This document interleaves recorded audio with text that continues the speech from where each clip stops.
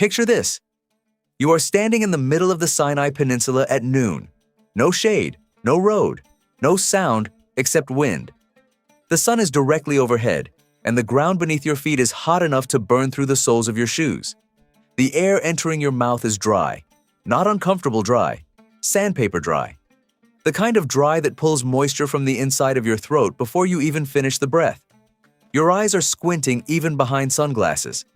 The glare is coming from every direction. Off the sand, off the rock, off the pale sky itself. Temperatures here have been documented above 49 degrees Celsius. That is over 120 degrees Fahrenheit. Without shade, without water, without knowledge of this terrain, a modern person begins moving toward crisis within hours. Now look across the sand. There's a black tent, people wrapped in black robes, a fire burning inside, children, elderly, animals, living here, not visiting. No AC, no GPS, no refrigerator, not in crisis, never were. Their families have been doing this for thousands of years. By modern logic, none of this should work. The tent should be an oven, the robe should be unbearable. But the system didn't fail. And the reason why is not what you'd expect. Toughness was not the secret. The secret was a system. And here is the deeper mystery, the one this story is actually about. It was not just that Bedouins survived the desert. It was that they built a way of living where the emergency rarely had to happen. Where every habit, every piece of fabric, every animal decision, every cup of coffee served at a fire, all of it was already working before anything went wrong. They did not conquer the desert. They understood it. And understanding it, they built a culture that made survival the default instead of the exception. Start with the tent, because the tent should not work. And yet it does. The Beit Shar, the house of hair, is what Bedouin desert dwellers called it. And the name is already telling you something. This is not a tent. This is a house. A portable, adjustable, climate-managing house made entirely from the hair of goats. Black goats. Woven by hand into long strips, each roughly 60 centimeters wide, stitched together by women on ground looms into a structure that can be assembled, adjusted, and packed onto a camel in under an hour. Here is the first problem modern thinking runs into. Black absorbs heat. Everyone knows this. A sealed black room in 49-degree sun should be lethal. So how is anyone alive under that fabric? Because the Beit Shar is not sealed. It is not a room. It is a breathing membrane. The goat hair is woven coarse, deliberately loose. When the desert air is hot, those gaps open further. Air enters through the sides, heat rises and escapes upward through the fabric. The dark surface absorbs solar radiation, but convection pulls that heat away before it reaches the air below. Inside, the temperature drops, documented at 8 to 10 degrees Celsius cooler than outside. In a 49-degree environment, that gap is survivable versus not survivable. The tent is low to the ground, not by accident. A low profile means wind resistance when a sandstorm arrives. The sides can be opened on the windward face to direct airflow, or sealed when the wind carries sand. At night, when the same terrain that bakes at noon approaches near freezing before dawn, the fabric does something else. The gaps contract, the weave tightens. The same material that ventilated all day begins to insulate. And if rain comes, the goat hair fibers swell and the fabric becomes effectively waterproof. One material, one structure. Heat management, wind resistance, rain protection, cold insulation, shade, diffused light, portable, packable, repairable from resources the animals themselves provide. This is not a simple tent. This is portable climate engineering shaped by generations of people who could not afford a design that failed.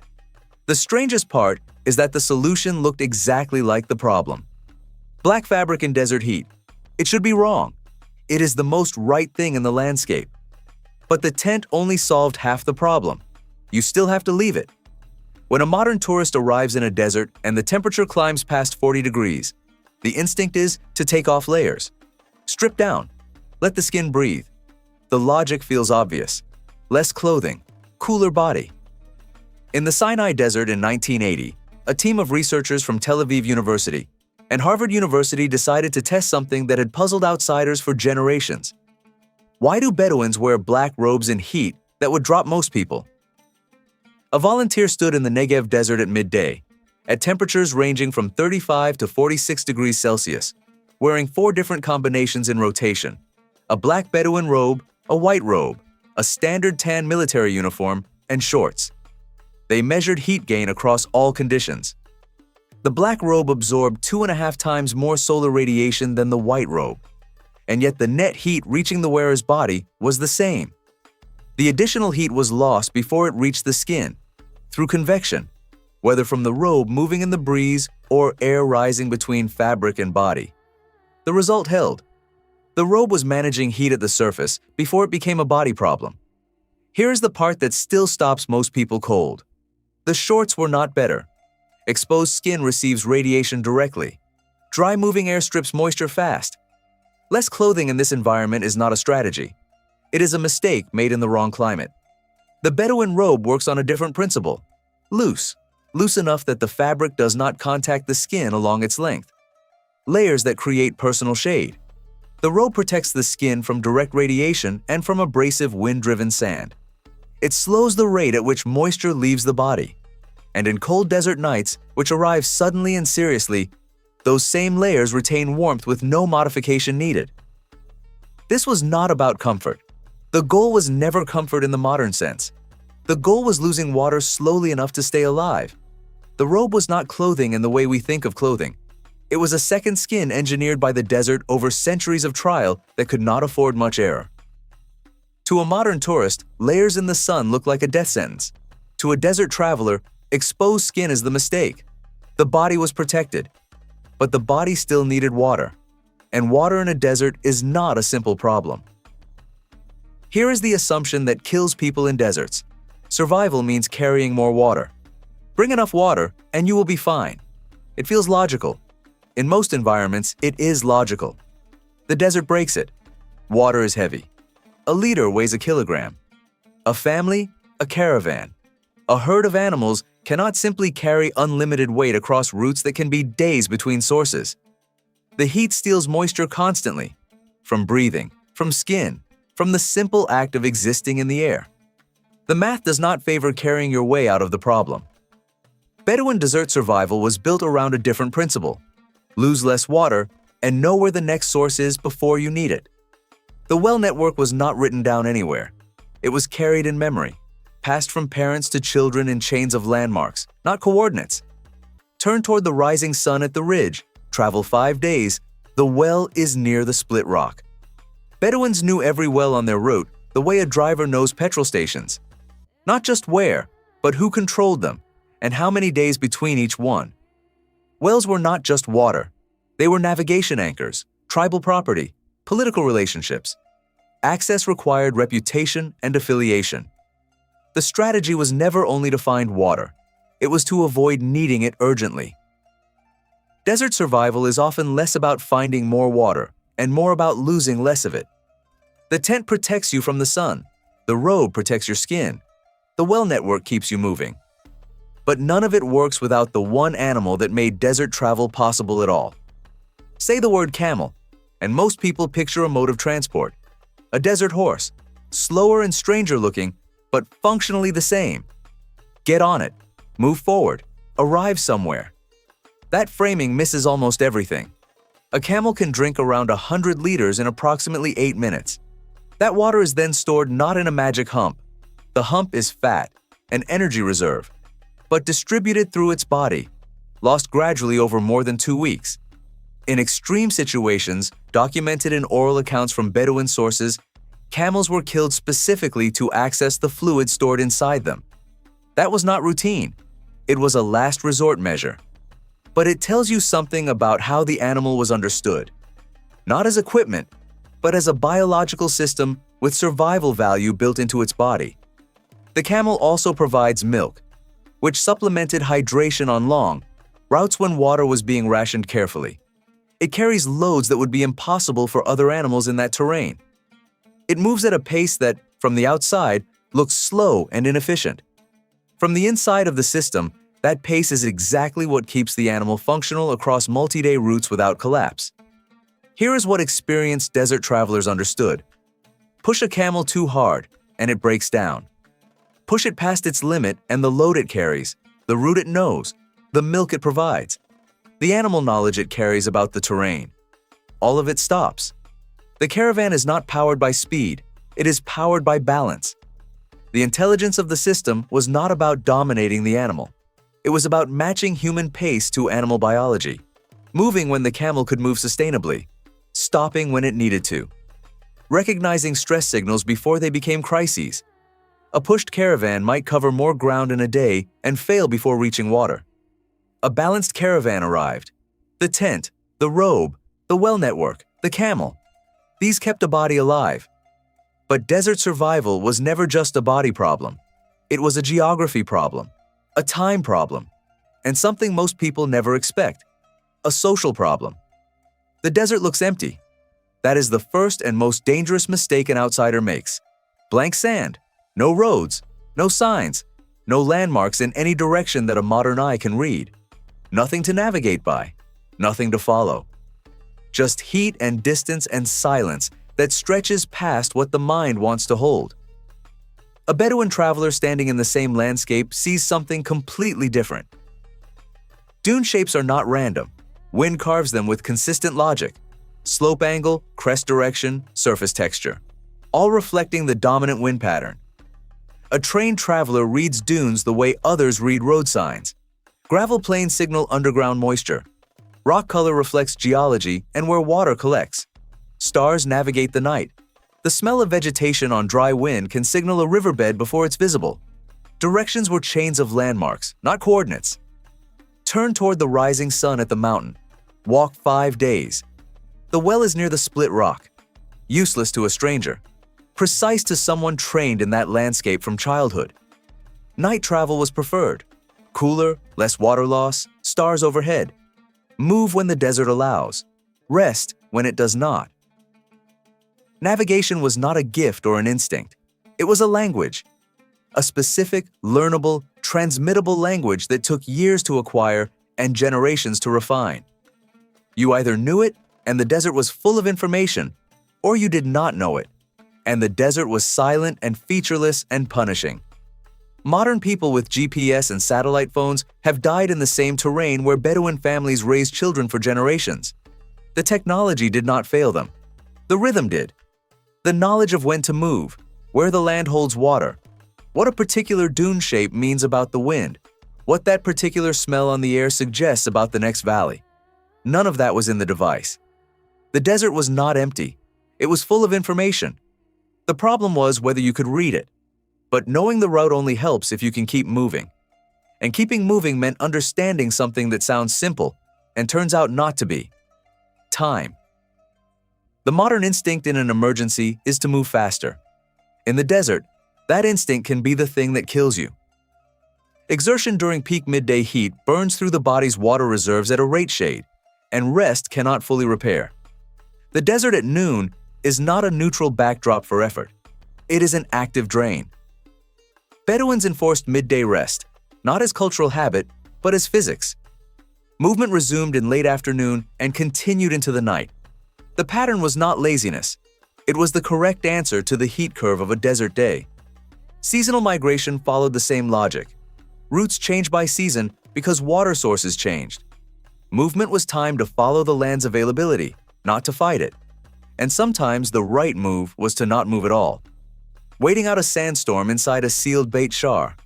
Holding position until temperatures dropped. Refusing to push camels that were showing stress. These decisions looked passive from the outside. Inside the logic of the desert, they were exact. The traveler who forced movement through conditions that argued against it often did not arrive. The traveler who waited sometimes arrived weeks later, but arrived. Slow was not a weakness. Slow was the architecture. Time itself was part of the survival system. The body was protected. The route was known. The timing was right. But you were still traveling through one of the most isolated landscapes on Earth, sometimes days from the nearest human presence, in a world with no emergency services, no roads, no radio, no way to call for help. And isolation, in the desert, has its own way of killing people. When a stranger appeared at a Bedouin camp, the response was not suspicion. It was coffee. The beans were roasted over an open fire in a long-handled pan, then ground in a brass mortar with a specific rhythm, a sound that carried to neighboring camps as a deliberate signal. Guests are here. The coffee was brewed with cardamom and served in a precise sequence. The cup was small. The act was large. A cup of kahwa was not hospitality in the way the word is usually understood. Kindness, warmth, cultural generosity. In the desert, it was something more structural. It was a formal statement. This person has been received. They are recognized. They are under this camp's protection. They are no longer invisible in the desert. The Diafa Code, the hospitality obligation that ran through Bedouin culture, was not optional.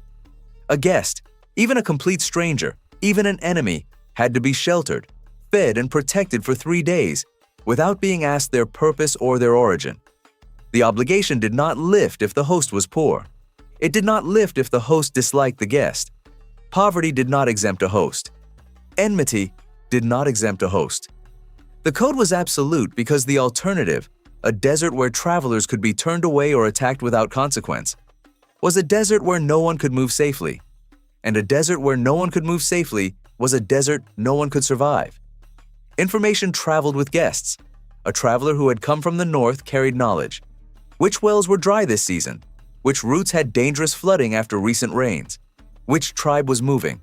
And where? What sickness had been passing through the herds? What the land was doing 2 weeks' travel in a direction you had not yet gone. A stranger at your tent was not just a guest. In the desert, he might be tomorrow's warning. Honor, sharaf, was the mechanism that made this system enforceable without courts or police or written law. A host who violated the code of protection suffered reputational damage that traveled faster than any caravan. Reputation crossed the desert ahead of you. A tribe that turned away a guest in need or harmed someone under their protection faced consequences in how they were received everywhere else. The social enforcement was not abstract. It was practical. Your reputation was your access to the network. And the network was how you survived. Where there were no hotels, no roads, no police stations, and no emergency services, reputation became the infrastructure. Every piece of this system worked. But here is what no one mentions. No piece of it worked alone. Take any single element out and examine it by itself, and it becomes insufficient. The tent is extraordinary, but a tent placed with no attention to wind direction, oriented wrong, staked poorly, offering no opening to manage airflow. The tent alone is just fabric in the sun. The robe reduces water loss and protects the skin, but a robe without the timing discipline to rest at midday and move in the cooler hours is just slowing down a death by dehydration. The camel extends range and carries loads and provides milk, but a camel pushed past its limits, overloaded, driven through peak heat without rest, is a catastrophe. Because when the camel fails, everything it was carrying fails with it. The well network is perhaps the clearest example. Knowing where the wells are is useless without the relationships to access them. Knowing the oral map is useless if the timing is wrong and you arrive at a well that has been dry for 3 months. Knowing the route means nothing if you have not rationed water carefully enough to reach the next point. And the Diafa system, the hospitality code that could shelter a traveler and connect them to information, worked only because it was universal. The moment it became optional, the moment a host could decide based on mood or politics whether to honor the code, the whole web of trust that allowed people to cross vast distances between known camps became unreliable. It worked because everyone enforced it. It worked because breaking it carried cost. The robe reduced water loss, which extended the range between wells. The camel's load capacity connected more wells into viable routes. The well network made seasonal migration possible. Timing avoided peak heat, which preserved water reserves and animal energy. Oral navigation kept routes alive across generations even when nothing was written. Diafa protected travelers, which meant information kept flowing. About water conditions, about safe passages, about what the land ahead was doing this season. Every layer fed the others. Remove one, and the others weaken. Remove several, and the system collapses. This is the detail that the outside view has always missed. Outsiders looked at Bedouins and saw people who had survived despite having almost nothing. no permanent structures, no industrial tools, no fixed infrastructure. And the conclusion often drawn was that these were hardy people, tough people, people who could endure conditions others could not. But endurance is not the story. Endurance is what you need when the system has already failed. The Bedouin system was designed to make endurance unnecessary, not to survive heat and thirst and distance, but to prevent heat, thirst, and distance from becoming emergencies in the first place. The desert was still dangerous. It never stopped being dangerous. Animals died. Droughts came. Wells ran dry. People got lost and did not return. Storms arrived faster than expected. The desert did not become safe. Nothing made it safe. But the system reduced the margin for error before the first mistake was made. Every habit was already running. The tent was already managing temperature. The robe was already slowing water loss. The camel was already being paced correctly. The route was already being timed to the heat curve of the day. The relationships that opened water access were already maintained. The reputation that guaranteed shelter was already being honored. The answer was not one invention. It was a system. And the system only worked because every layer was already running before the crisis arrived. Now go back to that tent. The sun is dropping below the ridge. The color of the sand has shifted from white glare to amber. The air is cooling, and you can feel it on your face for the first time in hours. The Beit Shar is still standing where it stood at noon. But it does not look the same. The black fabric that seemed wrong in the brutal midday light now looks like the only reasonable answer to this landscape. The gaps in the weave are contracting as the temperature falls, closing against the coming cold. A hand lifts a mortar. The rhythmic sound of coffee being ground carries across the cooling sand to whoever might be within range.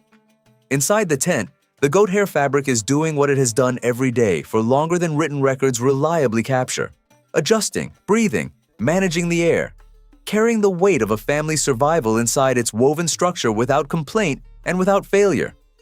The desert has not changed, not by a degree. It is still 49 degrees at noon. The sand still burns. The wind still pulls moisture from the air. The wells are still days apart. The routes are still unmarked by anything a stranger could read. What changed is what you now know to look for. The people who built this system did not conquer the desert. They did not overpower it or outlast it on stubbornness alone. They learned to read it. Every fold of fabric, every hour of travel, every cup of coffee poured for a stranger, every well memorized by a child who had never seen a map. All of it was language. A language developed over generations by people who could not afford to be wrong. Once you know the language, the sand stops looking empty. The black tent stops looking like a mistake. And what looked like poverty starts looking like the most precise answer the landscape ever produced.